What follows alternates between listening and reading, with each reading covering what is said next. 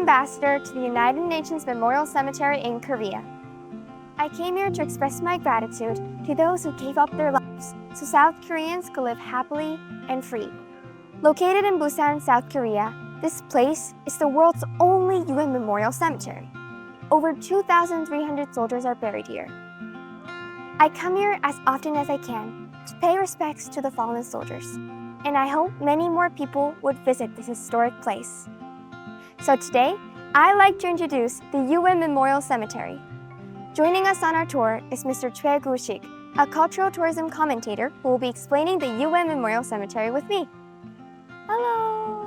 Hi, my name is Choi Gu-sik. I'm a cultural guide of the United Nations Memorial Cemetery. I think you've been here last, right? Haven't you? The first time I came here was when I was 5 with my Canadian grandpa, and in the second grade, I became interested in the Korean War and the stories of the Korean War veterans. Later on, I became the Youth Ambassador of the United Nations Memorial Cemetery. Oh, that's so. Congratulations. Thank you. It's my pleasure to guide you. I'll do my best, right? Yep, thank you. So today, we will be introducing the UN Memorial Cemetery with Mr. Choi Gu-sik. So, shall we go? Sure, why not? As you know, this UN Memorial Cemetery was established by the UN command about 10 months after the outbreak of the Korean War on June 25, 1950. Therefore, the remains of fallen UN forces were gathered here, and from 6 other temporary cemeteries, which are located in Kaesong, North Korea, and 5 other cities in South Korea, such as Incheon, Daejeon, Daegu, Mirak, and Masan. During the period of 1951 and 1954, some 11,000 fallen UN forces were interned here. Since then, most of them have been repatriated to their home in accordance with national policy, traditional custom, and personal religion. Now there are 2,315 remains of 11 countries are interred here at the UNFCK. Before we look around the grave area, why don't we go to the memorabilia hall? Asia, this is a map of the Korean War. This map shows us the flow of the Korean War. This map indicates on June 25, 1950, the North Korean People's Army landed unprovoked invasion into the Republic of Korea without any warning or proclamation of the war and captured Seoul in 3 days. In the early days of the war, the combined forces of Korea and UN continued to retreat to Daejeon, Daegu, and finally Busan. Therefore, the government of the Republic of Korea moved down to Busan. Busan became the provisional capital for 1,023 days.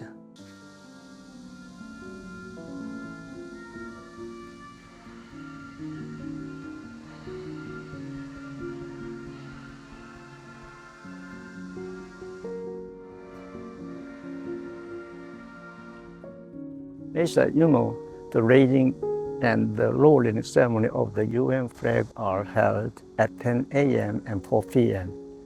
Every day at here, UNFCK, to express our gratitude to the fallen of UN forces. Every time I see the soldiers raising the flag, I feel reverent.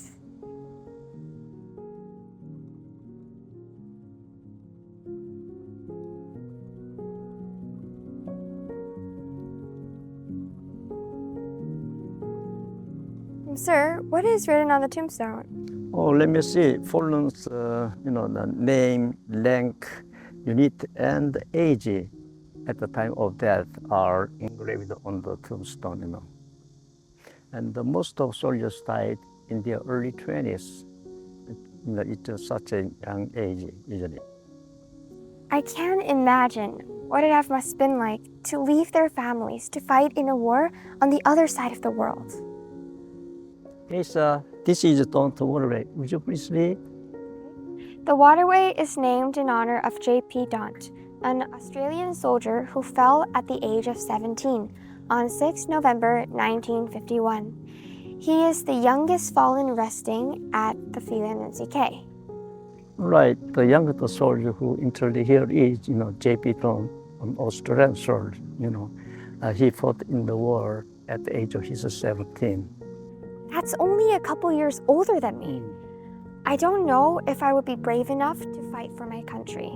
Those young men volunteered to fight for our little unknown country, and I think that's why we are so touched by their sacrifice. I heard that the remains of the 3 British soldiers that were just recently discovered in Paju and Gyeonggi province were buried here. Yeah, it would have been better if he had been identified, as his, nationality confirmed to be the United Kingdom. But it was very meaningful to be buried with his comrades who were with him, in 7 years. Besides them, there are more unknown soldiers interred here. We are trying to, identify the fallen family, by comparing the DNA samples. It's very sad, but I believe now that the families will have found some closure. And I hope all the other undiscovered soldiers will be found soon. Right, I agree with you. Asia, this is a Canadian memorial statue. As you take a look at the sword, doesn't wear a hat or doesn't have any weapons, it's symbolizing the individuality and the informal, the atmosphere of, Canadians. Asia, what are the boy and girl holding on either side of the statue? Well, maple leaves and roses of Sharon. Right. Boy and girl hold, the bouquet of 2 national flowers.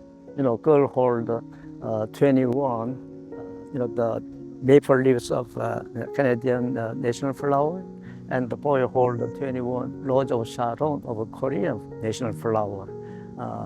This number 21 signifies, 21 Canadians died but have no graves. It was established by the Vincent Courtenay. He was, the Canadian veterans of the Korean War, and carved by Korean sculptors, Mr. Yoo Young-moon. This is a memorial to the UN soldiers who sacrificed their noble lives to protect world peace and freedom during the Korean War. The names of 40,896 fallen soldiers are inscribed alphabetically on the black tombstone. Asia, as you explained, there are 2 kinds of, mark, such as, diamond and the circle one, right? Marked on behind of each name in alphabetical order.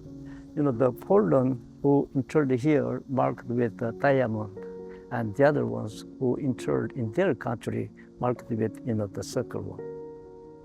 Asia, the nations are displayed in the alphabetical order, but US line up in the back because there are a lot of that, From number 21 to 140 are all Americans. As you may know, about 90% of, UN troops were Americans, So there are a lot of data engraved on this wall of remembrance. I think the length of the tombstone is pretty overwhelming. You're a veteran too. I think you'll feel special when you come to this place. Yes, I was 8 years old during the Korean War. I was a person to seek refuge with my family. Later on, I joined the Vietnam War as a serviceman. So whenever I come here, I feel different than anyone else. When I come here, my identity is disappeared. I feel so much respect. People often say the words freedom and peace with ease, but it is important as air we breathe, because we can't breathe without air. You remind me once again how precious freedom and peace are. Touring the UN Memorial Cemetery with you, I was reminded that many of the young men who gave up their lives for us were not much older than the boys who attended my school. How do you feel after the tour, Mr. Choi?